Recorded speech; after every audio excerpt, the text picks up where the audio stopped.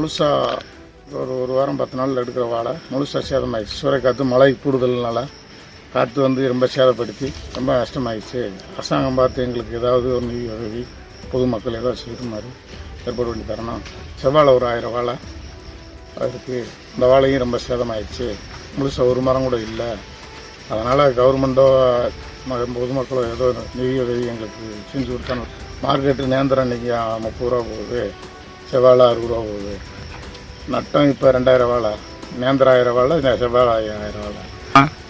லட்சக்கணக்கு அது மதிப்பீடு காய் வந்து 30 ரூபா மணிக்கு வச்சாலும் தார் 10 கிலோ 20 லட்ச ரூபா நஷ்டாகுது.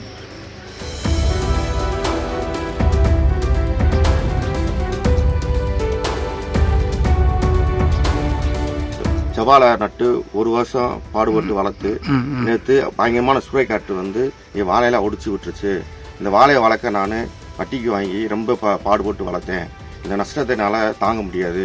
இதனால் அரசாங்கம் ஏதாவது நிதியுதவி எங்களுக்கு பண்ணணும். நாங்கள் ரொம்ப சிரமத்தில் இருக்கோம்.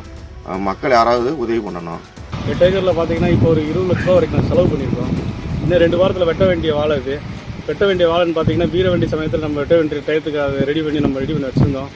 நேற்று ஒரு நாள் பெஞ்ச மழையிலையும் ஒரு நாள் வந்த காற்றுலையும் பூரா இடித்து கிட்டத்தட்ட ஒரு 20-30 லட்ச ரூபாய்க்கு மேலே எங்களுக்கு நஷ்டமாயிடுச்சு. பூரா நகனத்தெல்லாம் வச்சு தான் நம்ம வந்து நல்லா விவசாயம் பண்ணிக்கிட்டு இருக்கோம். கடைசி டயத்தில் வந்து பார்த்திங்கன்னா இந்த மாதிரி ஆகுறது வந்து எங்களுக்கு வெட்ட போகிற நேரத்தில் இப்படி வர்றது வந்து எங்களுக்கு பெரிய மன உளைச்சலும் பொருள் நஷ்டமும் எங்களுக்கு ஏற்படுது. நாங்கள் மேலும் நாங்கள் விவசாயம் பண்ணுறதுக்கு மன விருப்பமே இல்லாமல் போயிடுது. எல்லாருக்கும் ஒரு உதவி செய்கிறதுக்கு ஒரு அரசு ஒரு உதவி பண்ணுறதுக்காக கேட்டுக்கிறோம்.